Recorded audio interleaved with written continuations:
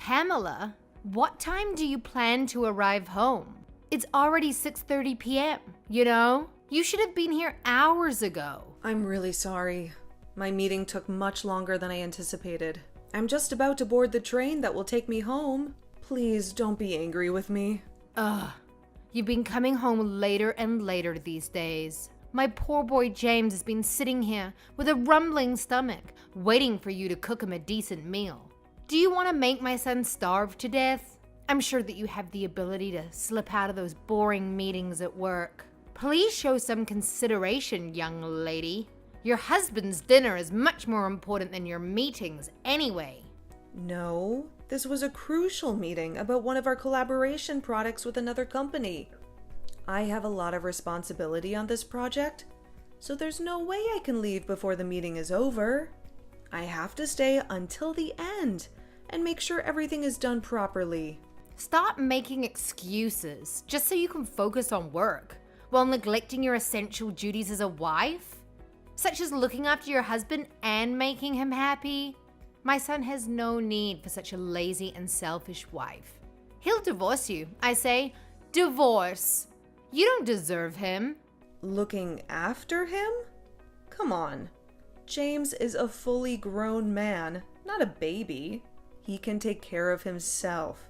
Plus, he's unemployed right now and spends all of his time at home.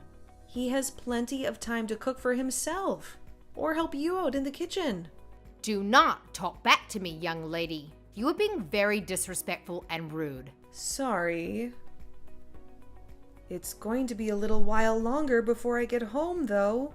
So if he's really desperate for something to eat, you're more than welcome to use whatever's in the fridge to make something to eat between yourselves.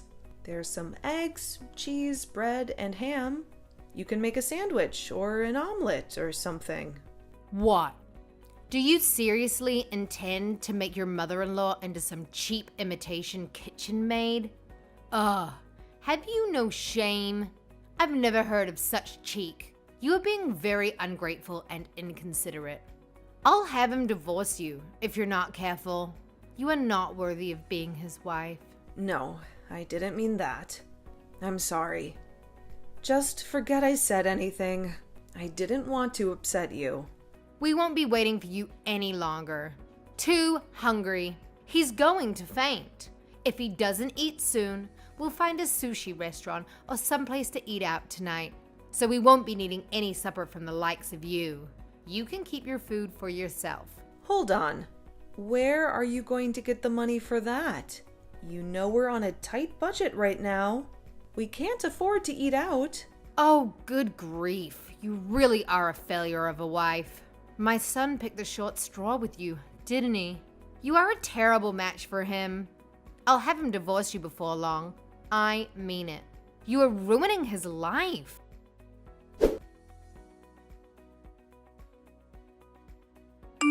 James, are you still awake? Can you spare a minute to talk to me? What do you want? I was just about to drift off to sleep. Besides, if you have something to say, why don't you just come and talk to me face to face? Why do you need to send messages when we're living under the same roof? But if I come to speak to you, your mom will probably overhear our conversation. Anyway, it's about your mother. Is there no way we can live separately from her? This arrangement with the three of us sharing the same house, it's just not working out. What? For heaven's sakes. You're not going on about my mom again, are you? Haven't you had enough of nagging me about her? To tell you the truth, James, I'm extremely stressed out.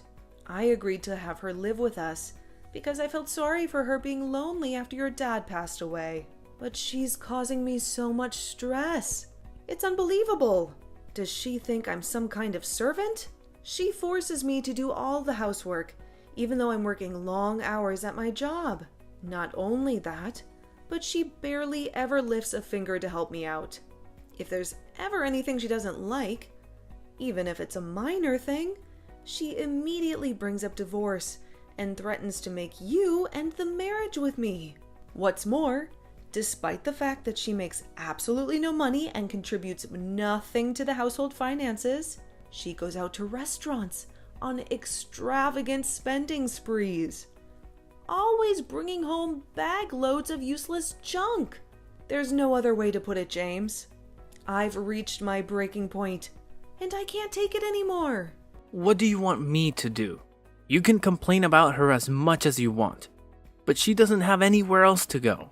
She sold the family home when my dad died. We're the ones who took her in. I can't just kick her out now, can I? The only money she has to her name is her pension. So when she says she can't afford to contribute, she's telling the truth. Plus, without my dad, she's very lonely. Surely it won't hurt to indulge her selfishness just a little bit, every once in a while. This goes beyond the level of mere selfishness. She sneers and barks orders at me, tells me I'm not fit to eat in the same room as her, forces me to eat nothing but leftovers. She insists that you, being the husband, must always be the first to use the bathtub, with her, being the all-important mother-in-law, using it second. Then, when my turn finally does come around, there are even some times when she lets the water out before I can get in. For some strange reason, she constantly gives me midnight sermons on how a wife should act. So I can't even sleep half the time because of her non-stop preaching.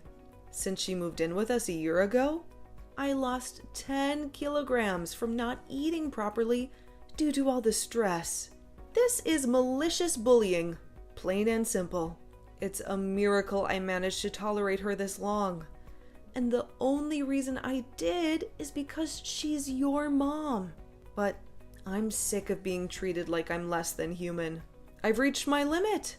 Please, James, have her move somewhere else. Maybe an apartment or a shared house or something. I don't know, just anywhere but here. If that's impossible, at the very least, could you please tell her to stop treating me this way? If you don't do something, I'm going to snap. Fine. Sheesh, woman, I get it. I'll mention it to her at some point, if I remember. Anyway, more importantly, I need $500. What? $500? What? What are you going to use it for? Travel expenses. I'm looking for work right now, so I need money for bus fares and trains and stuff. What? But I gave you money for travel expenses not that long ago. You get $300 a month for that already. That's peanuts. I already used it all. Get real, woman. $300 just doesn't cut it. Give me $500. Wait, you're not. No way. Are you visiting casinos again? What? Come on. It's not like it's a big deal. I don't go very often, and I hardly spend anything when I do. It's a way for me to relax after the hours I spent job hunting. You haven't forgotten that you lost your last job because you got caught sneaking out of the office and visiting casinos when you were supposed to be working. Have you? You got down on your knees and swore to me that you'd never visit a casino again. James, you swore. You looked me in the eye and promised me that. In spite of that, you're at it again? And this time you're blowing the money that I give you for travel expenses on the slots. If that's where it's going, you'll never get another cent out of me. You can forget about it.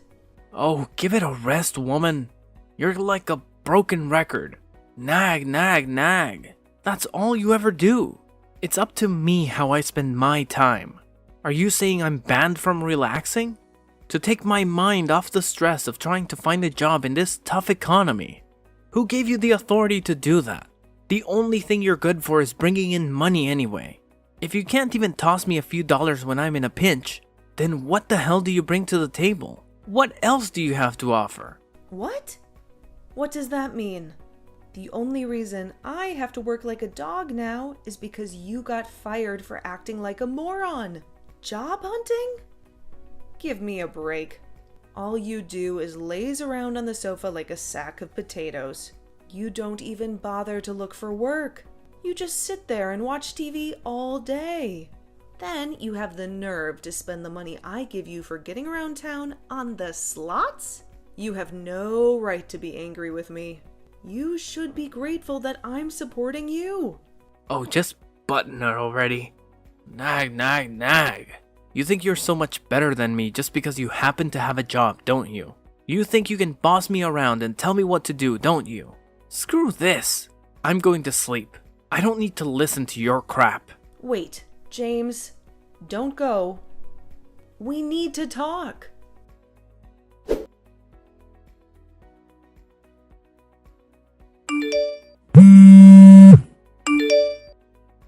Excuse me, Pamela. Answer me right now. Don't you dare ignore me. What do you want from me? Can't you see I'm at work right now? I have a lot of things to do, and I don't have time for your nonsense. I want you to stop complaining to James all the time. I want you to stop giving him a hard time because he's having some difficulties finding work. How dare you go whining to him behind my back like a little snake? You really are a spiteful, disrespectful kind of woman. You really have no respect for me and my son. What are you talking about? Don't play dumb with me, young lady. You know exactly what I'm talking about. One thing you don't seem to understand about my son is that he's recharging his batteries right now. He's deeply depressed because things didn't work out at his last company. He was unfairly treated and he deserves better. Any normal wife would be trying to make her husband feel better right now. Ugh, but you're far from it. You're actually going on the attack? You're atrocious. You're a devil, I tell you, a devil. You're ruining his life and mine. There's nothing for it but divorce. You need to get out of our lives. The fact that you're messaging me like this now must mean that James just woke up from his hibernation on the sofa and told you about the conversation me and him had yesterday. Right? I bet he told you about what I said about him finding a job and nothing else. Am I right? Ugh, I give up. You two are hopeless. Now you listen to me and you listen well, young lady. You need to make more of an effort to stand up for your husband. You need to have his back. Just because you happen to have a job, that doesn't make you better than him. You're not superior to him in any way. You're his wife, not his boss. Right, sure. I'm sorry. I'm occupied with work right now, so would you be kind enough to tell me off later instead? I'm busy, I have deadlines to meet, and clients to satisfy. Unlike some people, I actually have a career. Oh, good grief. Look at you. A fully grown woman bragging about having a job like it's some kind of special achievement. Tell me, Pamela, what good is a woman who does nothing but work? What kind of a wife are you? What kind of a mother will you be? Oh, and I'll never have any grandchildren with a daughter-in-law like you. How about you fulfill your feminine duties as a wife for a change? How about you cook, clean, and take care of your husband? How about you show some love and affection? I must be the unluckiest, most mistreated mother-in-law in the whole world. Aren't you big enough to admit your wrongdoing and walk away with some dignity? Get a divorce. You don't deserve my son. You're really annoying me now. Would you just shut up for once? You're always nagging and criticizing me. You're always interfering in our lives and trying to control us. What? How dare you? What has gotten into you today? Where did this rebellious attitude come from all of a sudden? Know your place, young lady. Who do you think the mistress of this household is? Who do you think has the final say in this family? If you defy me, I will have my son divorce you. I'll make sure he gets rid of you. You're nothing but a burden and a nuisance. Okay, divorce it is. Huh? What did you just say? Fine, have it your way. I'll divorce him. It's not like I ever enjoyed being married to an unemployed leech who does nothing but sit on the couch all day anyway. Nor do I take any great pleasure in having to share a roof with his parasitic, megalomaniac old hag of a mother who thinks she can boss me around. I'm tossing that egotistical, jobless douchebag in the gutter where he belongs. Divorce! Let's do it. I'm ready. I'm more than ready. I can't wait to get rid of him and his toxic family. Wait, what's gotten into you, Pamela? Is this some kind of joke? Are you being serious? You'd actually go through with it. You see, the thing is, you should have known that there was a limit to how much of your crap I was willing to tolerate. You should have known that I won't put up with your nonsense forever. What? Did you think I was just going to shut my mouth forever? Like an obedient little slave while you hurled abuse at me? Are you and James actually aware of your current positions? What good is a woman who does nothing but work, you ask? How about putting food on the table for you and your waste of a space, man-child of a son? How about paying the bills for you and your useless, freeloading son? How about providing a home for you and your ungrateful, disrespectful son? Who did you think it is putting a roof over your heads? Who do you think it is who's looking after you and enabling your lazy, deadbeat lifestyles? Go on, think about it. This one's really easy. It's me. It's always been me. Oh my God, Pamela. What has gotten into you? This isn't like you at all. You've never spoken to me like this before. It's not that something's gotten into me. It's that you think you can manipulate and take advantage of me and my kindness. You think you can treat me like dirt and get away with it, huh? You're so wrong. Ask yourself, do you think I enjoy feeding, clothing, and providing shelter for a malicious, bullying old hag of a mother-in-law? Do you think I enjoy working hard every day while you sit on your ass and do nothing? The only reason I reluctantly agreed to you living here in the first place was due to my mercy and kindness. I felt bad about you living all on your own after your husband died. I wanted to give you a chance to be part of our family.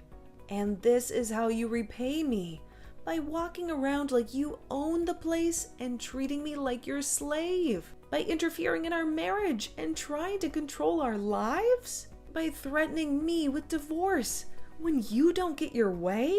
Do you have any awareness of how arrogant and shameless your behavior is? Well, are you going to answer me, you miserable, sponging witch? No, but taking care of your mother-in-law is a decent thing to do. It's the right thing to do. It's the duty of a good wife and a good daughter-in-law. It's the way things have always been and the way things should be. What? I'm not sure what common decency or tradition you're talking about. They certainly don't apply to sponging vagrants like you. You are also aware that I'm not your daughter, right? Even still, I wouldn't tolerate this from my own mom. So what do you think gives you the right? If you were actually my mom, I'd be just as eager to get you out of my life. In fact, I'd be even more eager, because you'd be an embarrassment and a disgrace to me. No, wait, Pamela. I may not be your mother, but surely this is no way to talk to your mother-in-law. And what on earth is all this coarse, vulgar language, you barbarian? It's just as I thought all along. You are simply not suitable to be my son's wife. It's divorce for you. Divorce. Get out of our house. I already told you I'm divorcing him. However, the only ones who need to get out are you two. What? Why? Seems like you might have forgotten this minor detail, but the place you're currently living in rent-free, like the pair of grotesque, parasitic termites you are, is the apartment I bought back when I was single. It's the apartment I worked hard for and paid for. It's my name on the deed. And it's my apartment. What? Really? No way. You actually forgot? I did tell you before, remember? It was the day you moved in. It was the day I made the biggest mistake of my life. I gave you a thorough explanation about all the details regarding the living situation. Aren't you a little too young to be going senile? Well, now that you mention it, I think I might remember you telling me something along those lines, but you can hardly expect me to remember every conversation we had last year. You can hardly expect me to remember every word you said. The thing is, whether you remember or not makes zero difference to me. Once the divorce is finalized, you and the Sloth King will be packing your things and leaving for good. Because, as I told you, you're living in my apartment. You'll no longer be my mother-in-law, and he'll no longer be my husband. And sadly for you, I'm not the kind of person to let a pair of strangers live like bums in my house. Now, I'll be hitting James with the divorce papers when I get home today. Make sure the two of you get your belongings together, okay? Luckily for you, in my infinite generosity and benevolence, I'm willing to give you until tomorrow evening to get out. Don't think you'll be getting anything to eat, though. Pamela, please just wait. Surely you're not going to divorce him immediately. Today, you don't actually plan on kicking your husband and mother-in-law out on the streets, do you? I simply do not agree. The divorce isn't happening. I won't allow it. What the?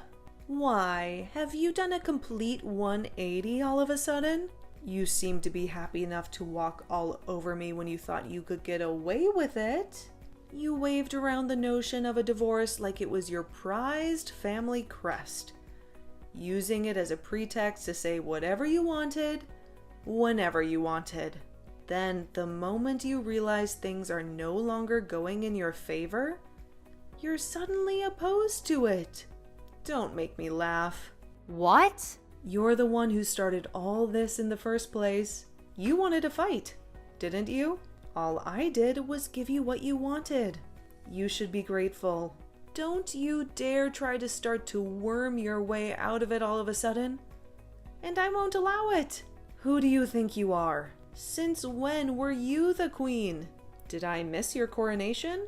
How about you try cultivating some awareness of your own position for once, and putting a lid on that monstrous mouth of yours? I'm sorry. I'm really sorry. This is all my fault. It's too late to apologize now. I'm dead set on divorce, and nothing can change my mind. Make sure you're gone by tomorrow night, and let me make one thing abundantly clear. There will be no distribution of assets.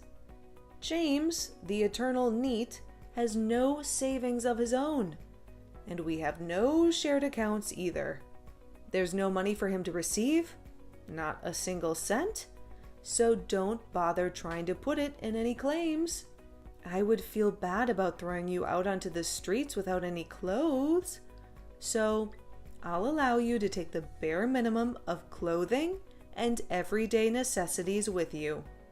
I take it you have no complaints about that if I've made myself clear? Hurry up and get out of my apartment. And take your good-for-nothing son with you.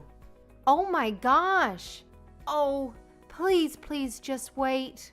We don't have anywhere to live. We sold the family home, and my husband passed. My pension doesn't amount to much either. But James doesn't even have a job. Please. Oh, I see. Just so I understand, you'll be in dire straits because your son's a NEET and you have no place to stay and no money. Is that right? Okay. So what? Huh? That's not my problem. The fact that your son's a NEET, or that you have nowhere to stay, or that you have no money, none of these things are my fault.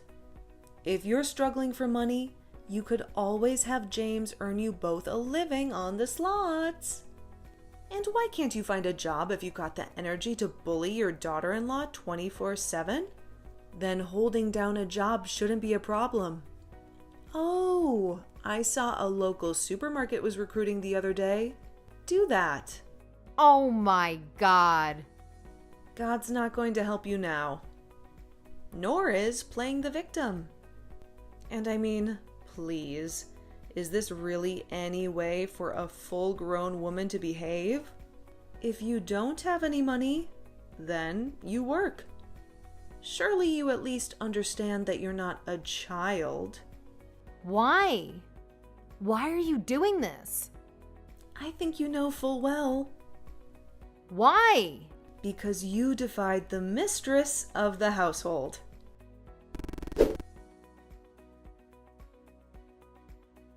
As soon as I stepped into the house after a long day at work, I saw James and his mother-in-law on their knees, blocking my way. They clasped their hands together and cried out in unison, "Please, forgive us for our terrible behavior." But I pushed them aside and said, "If you have enough energy to kneel and beg, you have enough energy to pack your bags." For the first time in ages, I cooked a meal just for myself and enjoyed a relaxing bath without any interruptions. Then I went to my bedroom, locked the door, plugged my ears, and slept like a log. The next morning, the two of them were frantically trying to win me over by running around the house, preparing breakfast and tidying up. Then they knelt down again and pleaded with me, "Please reconsider the divorce. I promise I'll never gamble again." My answer was to give them the divorce papers and some bags stuffed with their belongings, and to warn them that I would sue them if they didn't sign the papers and leave by the end of the day. James freaked out, signed the papers with a trembling hand, and left, dragging his mother-in-law with him. And just like that, I got rid of the pest that had been infesting my house for so long. I was so overjoyed to be free from my in-law nightmare that I popped a bottle of champagne and celebrated in style. The two of them moved into a run-down old apartment, which they barely managed to afford by using up what was left of James' mom's pension and welfare money. Apparently, James finally got serious about finding a job, and his mom got a low-paying job at a grocery store. But James's efforts were futile, and his mom kept nagging him. "How can you make your poor old mother work like this?" They had loud arguments every day, and the neighbors got fed up and complained to the landlord. As it stands, it looks like they're about to be evicted again. Aren't they just a pair of idiots?